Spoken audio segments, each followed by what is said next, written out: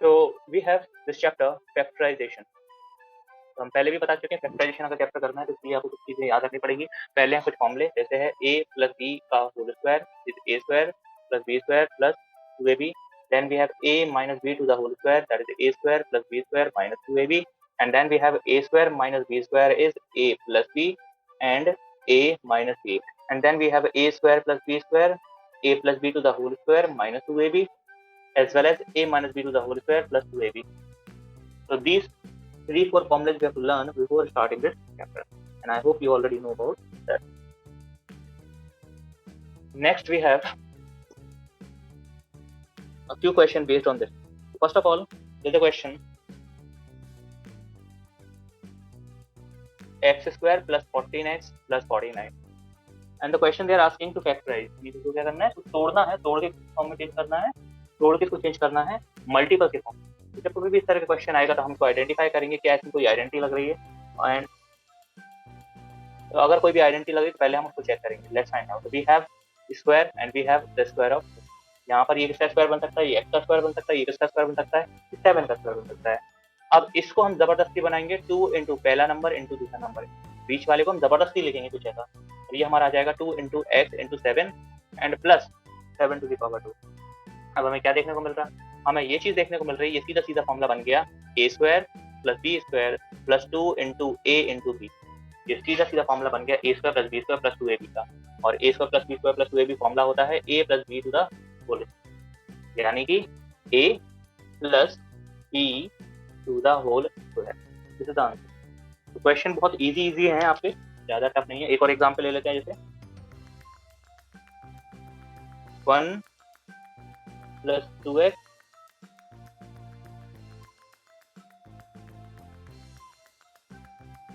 Plus 2x plus x square, 1 plus 2x plus x square. ये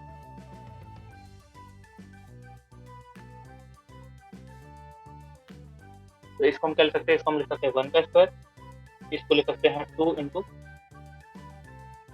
1 into x plus x का square. तो इसी सीधा फॉर्मूला बन गया a square plus b square plus 2ab, और ये फॉर्मूला होता है a प्लस b का होल स्क्वायर।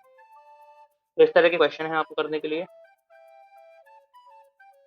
चलिए moving on the next question. Now we have 2x square plus 9x plus 10। तो जब इस तरह के क्वेश्चन आ जाते हैं, ये आपके कहलाते हैं क्वाड्रेटिक इक्वेशन। और क्वाड्रेटिक इक्वेशन में आप देखोगे यहाँ पर ये किसी का होल स्क्वायर नहीं बनता है, ये किसी में से कुछ कॉमन भी नहीं आ रहा और ना ये किसी का स्क्वायर है। फिर से एक बार बता देते हैं, ये क्वेश्चन कहलाते हैं क्वाड्रेटिक इक्वेशन। क्वाड्रेटिक इक्वेशन में एक चीज हम देखेंगे, क्वाड्रेटिक इक्वेशन में एक चीज हम देखेंगे कि ये जो है किसी का भी स्क्वायर नहीं बनेगा, ये जो है किसी का भी स्क्वायर नहीं बनेगा। जनरली क्या होता है कि पहला नंबर किसी का स्क्वायर होता है और लास्ट नंबर किसी का स्क्वायर होता है, तो हम a प्लस बी का होल स्क्वायर या a माइनस बी का होल स्क्वायर लगा देते हैं। लेकिन क्वाड्रेटिक इक्वेशन में क्या होगा, ये आपका स्क्वायर हो ना हो, ये भी आपका स्क्वायर हो ना हो, लेकिन ये दोनों किसी के स्क्वायर नहीं होंगे, और ये तीनों a प्लस बी का होल स्क्वायर या a माइनस बी का होल स्क्वायर फॉलो नहीं करेंगे। और साफ साफ वही देखने को मिल रहा है कि ये भी a प्लस बी का होल स्क्वायर और ये भी a प्लस बी का होल स्क्वायर फॉलो नहीं कर रहा है। और जब ऐसा हो कि ये फॉलो किसी का नहीं करेंगे, तो हम क्या करेंगे, लास्ट को फर्स्ट में मल्टीप्लाई करेंगे। लास्ट को फर्स्ट में मल्टीप्लाई कर लो, कितना आ जाएगा, 10 इंटू 2 दैट इज 20। 10 इंटू 2 20 आ गया।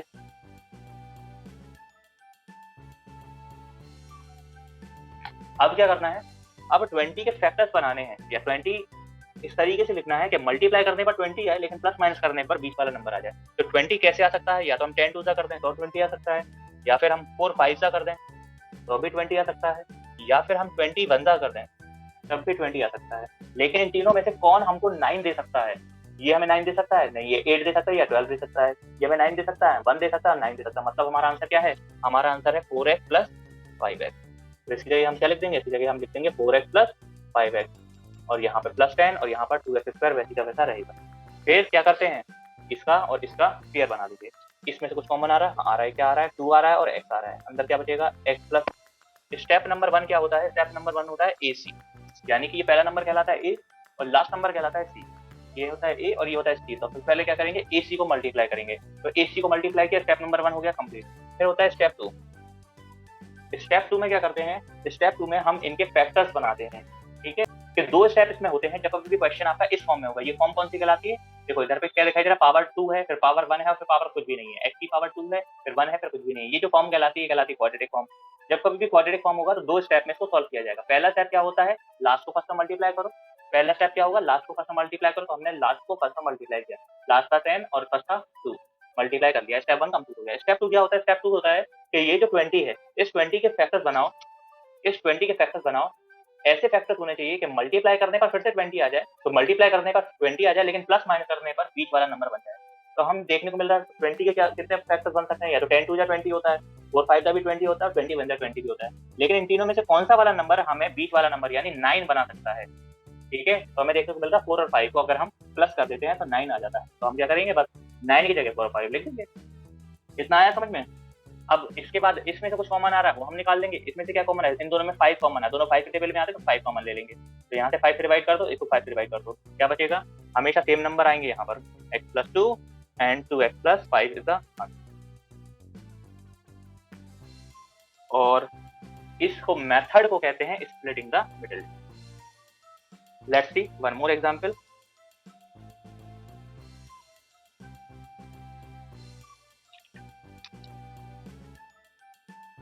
Six x square plus 7x minus 3, 6x square plus 7x minus 3। इस क्वेश्चन को क्या करना है, ये भी आपको क्वाड्रेटिक फॉर्म है। तो जब कभी भी क्वाड्रेटिक फॉर्म होगी, तो क्वाड्रेटिक फॉर्म है या नहीं है, तो सबसे पहले क्या इस क्वेश्चन का आंसर निकलेगा कि नहीं निकलेगा, यही डाउट है। तो लेट्स फाइंड आउट। अगर निकलेगा तो ठीक है। हम आपको ये भी बता दें, जरूरी नहीं है कि इनके आंसर भी निकल सकते, कभी कभी ये सॉल्व भी नहीं होते, ठीक है, कभी कभी सॉल्व नहीं होते। और उसके लिए कंडीशन क्या है, उसके लिए कंडीशन ये होती है कि B square minus 4ac, B square minus 4ac हमेशा 0 से बड़ा आना चाहिए। अगर हम बी स्क्वायर माइनस 4ac की वैल्यू निकालेंगे और 0 से बढ़ी आएगी तो हम कह देंगे हाँ उसका आंसर निकलेगा। अगर वो 0 से कम निकलती है तो उसका आंसर नहीं निकलेगा, पहले बता देते हैं। तो इसका आंसर निकलेगा कि निकलेगा वो भी हम चेक कर लेते। तो B square minus 4 into a into C multiply कर लेते तो ये कितना आ जाएगा 49 माइनस माइनस प्लस 24 इंटू 3 72। हाँ तो ये 0 से बड़ा है, 0 से बड़ा है मतलब इसका आंसर निकलेगा।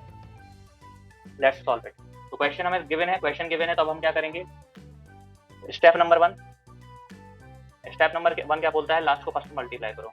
स्टेप नंबर 1 ये बोलता है कि लास्ट को फर्स्ट में मल्टीप्लाई करो, यानी कि 6 इंटू 3 कितना आ गया 18 आ गया, 6 इंटू 3 18 आ गया। अब 18 के फैक्टर्स ऐसे बनाने हैं कि मल्टीप्लाई करने पर फिर से 18 आ जाए, लेकिन प्लस माइनस करने पर बीच वाले नंबर आ जाए। तो 18 के क्या फैक्टर बन सकते हैं, 9 2 18 होता है, 6 3 18 होता है, और 18 1 18 होता है। तो ये हमारे ये फैक्टर्स बन सकते हैं 18 के। अब इनमें से कौन सा वाला नंबर हमें 7 दे सकता है, 7 यानी बीच वाला नंबर दे सकता है।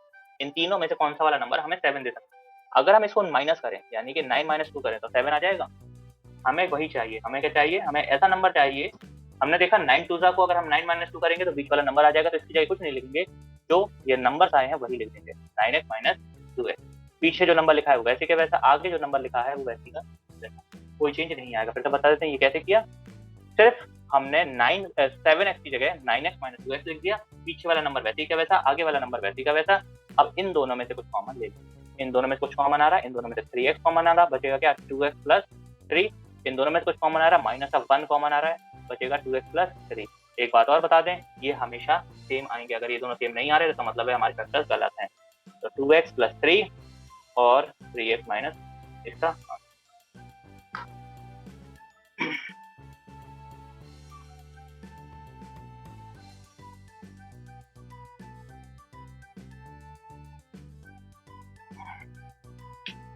Let's see a few more questions. 4x square - 16x + 15। अब यहाँ पर भी देखने को मिल रहा है ना ये किसी का स्क्वायर है ना ये किसी का स्क्वायर है। जब किसी के स्क्वायर नहीं होते तो ये क्या कहलाती है, क्वाड्रेटिक इक्वेशन है। इसमें फॉर्मूला नहीं लगता a + b का होल स्क्वायर या a - b का होल स्क्वायर, सीधा सीधा इसमें क्वाड्रेटिक इक्वेशन लगता है। क्वाड्रेटिक इक्वेशन लगेगा तो क्या बोलता है वो, स्प्लिटिंग द मिडिल टर्म। ये बोलता है कि पहले आप स्टेप 1 करो। स्टेप 1 होता है ac, यानी कि फर्स्ट को लास्ट में मल्टीप्लाई करो। तो 4 × 15 कितना होता है 60। अब 60 के फैक्टर्स बनाओ कि मल्टीप्लाई करने पर 60 और प्लस माइनस करने पर 16 आ जाए। देखते हैं कौन कौन से फैक्टर बन सकते हैं। पहला बन सकता है आपका 30 × 2। पहला क्या बन सकता है 30 × फिर क्या बन सकता है, फिर बन सकता है 15 × 4, फिर बन सकता है 15 × 4, फिर बन सकता है आपका 5 × 12, और फिर बन सकता है 10 × 6। I hope it is clear कि हमें ये पूछा गया है कि AC जो हमने निकाला वो 60 निकला। स्टेप नंबर 2 ये होता है, स्टेप नंबर 2 में हम क्या करते हैं, हम ये पता करते हैं कि इसके कौन से वाले फैक्टर्स हैं जो मल्टीप्लाई करने पर 60 दे रहे हैं लेकिन प्लस माइनस करने पर बीच वाला नंबर यानी 16 दे रहे हैं। तो इनमें से देख सकते हो कौन सा वाला नंबर अपन को 16 दे सकता है? ये दे सकता है? नहीं। ये दे सकता है? बिल्कुल नहीं। ये नहीं। लास्ट वाला 10 + 6 16 बिल्कुल। तो 10x + 6x कहाँ पर रख देंगे? इसकी जगह। लेकिन ये कैसा है? ये माइनस का है तो यहाँ पर आएगा माइनस का 10x और माइनस। तो एक चीज ध्यान रखना, माइनस माइनस क्या हो जाता है? प्लस हो जाता है। तो यहाँ पर दोनों ही माइनस के होने चाहिए तभी प्लस होंगे। नाउ वी हैव 4x² वैसी का वैसा। इसकी जगह हम क्या लिखेंगे? इसकी जगह अब हम लिखेंगे नई वैल्यू +16 वैसी का वैसा। उसमें से कुछ कॉमन लेना है, इसमें से कुछ कॉमन लेना है। इसमें से कॉमन आएगा आपका 2x और यहाँ बचेगा आपका 2x - 5। यहाँ से क्या कॉमन आएगा? -3। क्या बचेगा? 2x - 5। फिर से बता दे रहा है ये हमेशा सेम आएंगे तो हम इसको एक बार लिख लेंगे और ये आपका बचा 2x और ये आपको बचा -3। पता बेटा नहीं आया समझ में? अगर क्वेश्चन आपका कभी भी इस फॉर्म में दिया गया हो तो इसके 2 स्टेप होते हैं। कभी भी क्वेश्चन इस फॉर्म में दिया गया हो, ये फॉर्म क्या कहलाती है? Quadratic form. पावर 2 होगी, फिर पावर 1 होगी, फिर बिना x के होगा। पावर 2 हो, फिर x 1 हो, फिर बिना x के हो। इसको कहते हैं क्वाड्रेटिक। तो जब कभी भी क्वाड्रेटिक फॉर्म होगी तो इस क्वाड्रेटिक फॉर्म को सॉल्व करने के 2 स्टेप होंगे। पहले स्टेप में हम क्या करेंगे? AC को मल्टीप्लाई करेंगे और दूसरे स्टेप में हम फैक्टर निकालेंगे। तो पहले स्टेप में यहाँ पर हमने क्या किया? A और C को मल्टीप्लाई किया, यानी 4 और 15 को मल्टीप्लाई किया तो आ गया 60। दूसरे स्टेप में क्या करेंगे? दूसरे स्टेप में हम फैक्टर्स निकालेंगे किसके? 60 के फैक्टर्स बनाओ इस तरीके से कि मल्टीप्लाई करने पर 60 आ जाए लेकिन प्लस माइनस करने पर 16 आ जाए। फिर से एक बार रिपीट करते हैं। स्टेप 1 ये बोलता है कि पहले से लास्ट वाले को मल्टीप्लाई करो। स्टेप 1 ये बोलता है पहला और लास्ट मल्टीप्लाई करो। कर दिया, बहुत इजी, खत्म हो गया। स्टेप 2 ये बोलता है कि जो हमने मल्टीप्लाई किया इसके फैक्टर्स बनाओ और ऐसे फैक्टर्स होने चाहिए कि मल्टीप्लाई करने पर 16 आए लेकिन प्लस माइनस करने पर बीच वाला नंबर आए। ठीक है, तो हमने देखे 60 के क्या क्या फैक्टर्स बन सकते हैं। अब ये जो चीज हमने लिखी है ये आपको पता होनी चाहिए। मतलब 60 किस किस के टेबल में आता है? 30 × 2 के टेबल में भी आता है, 15 × 4 के टेबल में भी आता है, 5 × 12 के टेबल में भी आता है और 6 × 10 के टेबल में भी 60 ही आता है। तो ये चीज आपको पता होनी चाहिए। ये चीज हम नहीं बता पाएंगे। ये चीज जो है वो आपको पता होनी चाहिए कि 60 किस के टेबल में आता है। अब इनमें से चॉइस करना है आपको कि कौन सा नंबर आपको 16 दे सकता है। आपके पास ये है क्या इसको आपको 16 मिलता है? नहीं मिलता। इससे आपको 16 मिलता है? इससे भी नहीं मिलता है, इससे भी नहीं मिलता। लास्ट में अगर हमने देखा 10 × 6 = 60 होता है, लेकिन 10 + 6 करेंगे तो कितना होता है? 16 होता है। और हमें वही चाहिए, हमें ऐसा नंबर चाहिए जो कि मल्टीप्लाई करने पर ये दे लेकिन प्लस माइनस करने पर बीच वाला नंबर दे।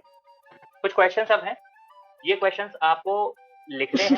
हम इसमें सिर्फ 1 या 2 सॉल्व करेंगे, बाकी सब आपको करना है। ये हमने अपने दिमाग से बनाए हैं तो बुक में नहीं दिए। पहला है x² + 5x + 6, फिर है x² + x - 6, फिर है x² + 7x + 6, फिर है x² - 7x + 6,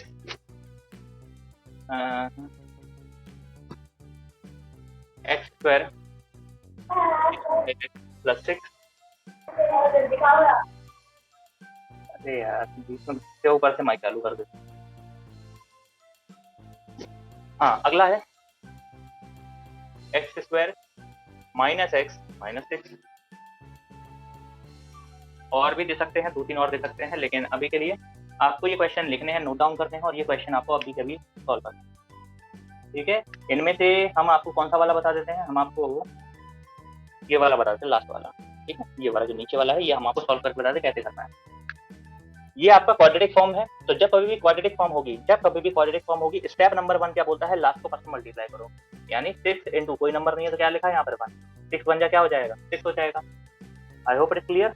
लास्ट को करेंगे फर्स्ट में multiply, step number 1 complete. Step number 1 complete हो गया तो थोड़ा स्टेप नंबर 2 पे आ जाते हैं। स्टेप नंबर 2 क्या बोलता है? इसके फैक्टर्स बनाओ कि मल्टीप्लाई करने पर 6 आए। तो पहला फैक्टर तो यही हो गया 6 × 1 = 6। दूसरा ये हो सकता है 2 × 3 = 6। इसके अलावा कोई और हो सकता है? इसके अलावा कोई और नहीं हो सकता। या तो 6 × 1 = 6 होगा या 2 × 3 = 6 होगा। तो अब इनमें से कौन सा वाला अपन को 7 लेके दे सकता है? क्या 2 + 3 7 आता है? बिल्कुल नहीं आता है। 6 + 1 7 आता है? हाँ आता है। तो हमारे फैक्टर्स क्या होंगे? हमारे फैक्टर्स हो जाएंगे 6x + 1x। आ गया समझ में? फिर से बता देते हैं हमने क्या करना है। स्टेप नंबर 1 क्या होता है? लास्ट को फर्स्ट में मल्टीप्लाई करना है। ये हो गया 6 × 1 = 6 आ गया। अब क्या करना है स्टेप नंबर 2 कि इसके फैक्टर्स बनाने हैं। इसके फैक्टर्स क्या बने आपके 6 into 1 या फिर 2 into 3। अब ये जो चीज़ है, ये चीज़ हम भी नहीं सिखा सकते आपको। इसके लिए आपको थोड़ी-सी टेबल वगैरह याद होने चाहिए खुद अपने आप।